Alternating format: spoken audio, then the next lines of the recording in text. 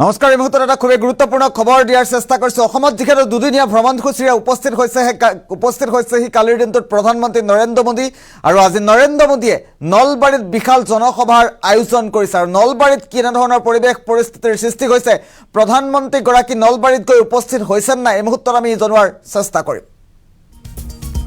এটা গুৰুত্বপূৰ্ণ খবৰ, দুদিনীয়া ভ্ৰমণসূচীৰে অসমত প্ৰধানমন্ত্ৰী নৰেন্দ্ৰ মোদী। আজি নলবাৰীত প্ৰধানমন্ত্ৰী নৰেন্দ্ৰ মোদীৰ বিশাল জনসভা, আৰু কেইটামান মুহূৰ্তৰ পাছতেই বিশাল জনসভাত অংশ ল'ব দেশৰ প্ৰধানমন্ত্ৰীগৰাকীয়ে। কেইটামান মুহূৰ্তৰ পাছতেই বিশাল জনসভা সম্বোধন কৰিব মোদীয়ে। গৰ্ডন স্কুল খেলপথাৰত পুৱা 10:30 বজাত উপস্থিত থাকিব প্ৰধানমন্ত্ৰীগৰাকী। গুৰুত্বপূৰ্ণ খবৰ এই মুহূৰ্তত জনাৰ চেষ্টা কৰিছোঁ। অগপৰ বৰপেটাৰ প্ৰাৰ্থী ফণীভূষণ চৌধুৰীৰ হৈ প্ৰচাৰ চলাব মোদীয়ে। মোদীক চাবলৈ আজি উপস্থিত থাকিব 2 লক্ষাধিক লোক। এটা গুৰুত্বপূৰ্ণ খবৰ এই মুহূৰ্তত জনাৰ চেষ্টা কৰিছোঁ। আজি প্ৰধানমন্ত্ৰী নৰেন্দ্ৰ মোদীৰ বিশাল জনসভা, দুদিনীয়া ভ্ৰমণসূচীৰে যিহেতু কালি প্ৰধানমন্ত্ৰীগৰাকী অসমত উপস্থিত হৈছেহি, আজি নলবাৰীত প্ৰধানমন্ত্ৰী নৰেন্দ্ৰ মোদীৰ বিশাল জনসভা, আৰু কেইটামান মুহূৰ্তৰ পাছতেই জনসভাত অংশ ল'ব দেশৰ প্ৰধানমন্ত্ৰীগৰাকীয়ে। কালিৰ দিনটোত কেনেধৰণৰ পৰিৱেশৰ সৃষ্টি হৈছিল, গুৱাহাটী মহানগৰীৰ মাজেদি, গুৱাহাটীৰ GS ৰোডেদি বিশাল ৰোড শ্ব' কৰিছিল দেশৰ প্ৰধানমন্ত্ৰীগৰাকীয়ে। আমি মুহূৰ্তত দৃশ্যাংশ দেখুৱাই আছোঁ, আৰু কেইটামান মুহূৰ্তৰ পাছতেই নলবাৰীত উপস্থিত হ'ব দেশৰ প্ৰধানমন্ত্ৰীগৰাকী। আমি পোনে পোনে নলবাৰীলৈ যোৱাৰ চেষ্টা কৰিছোঁ, আৰু কেইটামান মুহূৰ্তৰ পাছতে যিহেতু নলবাৰীত উপস্থিত হ'ব প্ৰধানমন্ত্ৰীগৰাকী, আমি নলবাৰীত কেনেধৰণৰ পৰিৱেশ পৰিস্থিতিৰ সৃষ্টি হৈছে আমি পোনে পোনে নলবাৰীলৈ যোৱাৰ চেষ্টা কৰিম।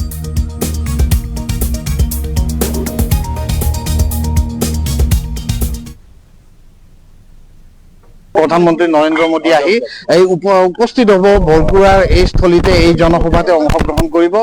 বৰপেটা লোকসভা সমষ্টিৰ প্ৰাৰ্থী ফণীভূষণ চৌধুৰীৰ হৈ নিৰ্বাচনী প্ৰচাৰ চলাব। আজি 10 বজাৰ লগে লগে এই নিৰ্বাচনী সভাত অংশগ্ৰহণ কৰিব, সম্বোধন কৰিব, ৰাইজক সম্বোধন কৰিব। আৰু মোৰ লগত এই মুহূৰ্তত উপস্থিত আছে এগৰাকী দলীয় কৰ্মী। কেনেকুৱা আজি প্ৰস্তুতি, কেনেকুৱা আপোনালোকৰ? আজি বিশাল আয়োজন নলবাৰীৰ আমাৰ ইয়াৰ এই ভূমিত। ভাৰতৰ যশস্বী প্ৰধানমন্ত্ৰী মাননীয় নৰেন্দ্ৰ মোদী ডাঙৰীয়া খন্তেক পিছতে ইয়াত পদাৰ্পণ কৰিব, আৰু নলবাৰীবাসী খুব উদ্গ্ৰীৱ হৈ আছে তেখেতক এবাৰ ওচৰৰ পৰা দেখা পোৱাৰ বাবে।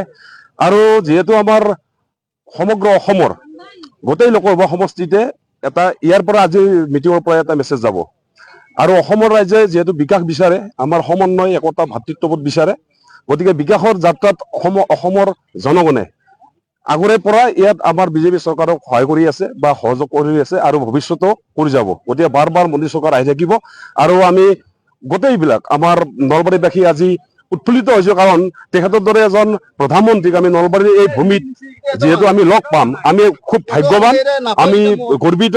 আৰু তেখেতৰ কাৰণে নিশ্চয় আমি অসমক আকৌ বিকাশৰ যিটো গংগা যাত্ৰা যিটো চলি আছে, বহুত দিন এইখন আমাৰ বিকাশৰ যিটো চলি আছে, এইটো চলি থাকিব। বতৰ যথেষ্ট বিধি পথালি দিছে, কিমান মান লোক ইয়াতে আজি উপস্থিত হ'ব? বতৰে বিধি পথালি দিছে যদিও আমাৰ নলবাৰীবাসীৰ, আমাৰ আয়োজকসকলৰ উৎসাহ কমা নাই। ইয়াত হাজাৰ হাজাৰ মানুহ ইয়াত কাম কৰি আছে, আৰু ইয়াত 2 লাখৰ ওপৰত আজি মানুহ ইয়াত আহিব। গতিকে এইখন বিশাল পথাৰ, এই পথাৰতে আমাৰ মাননীয় প্ৰধানমন্ত্ৰী ডাঙৰীয়াই ইয়াত বক্তব্য ৰাখিব, আমাৰ অসমৰ উন্নয়নৰ কাৰণে, উত্তৰ পূৰ্বাঞ্চলৰ উন্নয়নৰ কাৰণে। প্ৰধানমন্ত্ৰী নৰেন্দ্ৰ মোদী আহি এই উপস্থিত হ'ব বৰপুৰাৰ এই স্থলীতে, এই জনসভাতে অংশগ্ৰহণ কৰিব। বৰপেটা লোকসভা সমষ্টিৰ প্ৰাৰ্থী ফণীভূষণ চৌধুৰীৰ হৈ নিৰ্বাচনী প্ৰচাৰ চলাব। আজি 10 বজাৰ লগে লগে এই নিৰ্বাচনী সভাত অংশগ্ৰহণ কৰিব, সম্বোধন কৰিব, ৰাইজক সম্বোধন কৰিব। আৰু মোৰ লগত এই মুহূৰ্তত উপস্থিত আছে এগৰাকী দলীয় কৰ্মী। কেনেকুৱা আজি প্ৰস্তুতি, কেনেকুৱা আপোনালোকৰ?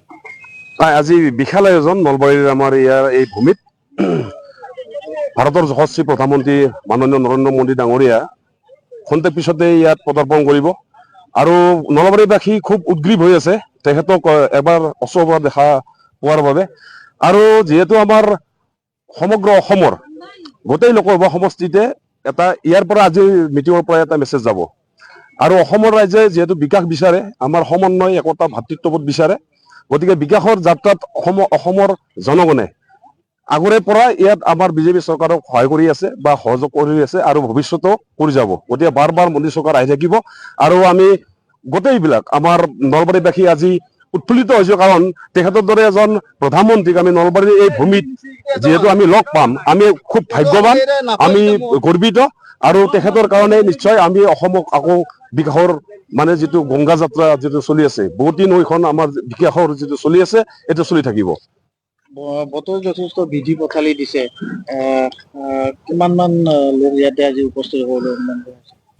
বতৰে বিধি পথালি দিছে যদিও আমাৰ নলবাৰীবাসীৰ আমাৰ আয়োজকসকলৰ উৎসাহ কমা নাই। ইয়াত মানে হাজাৰ হাজাৰ মানুহ ইয়াত কাম কৰি আছে আৰু ইয়াত 2 লাখৰ ওপৰত আজি মানুহ ইয়াত আহিব।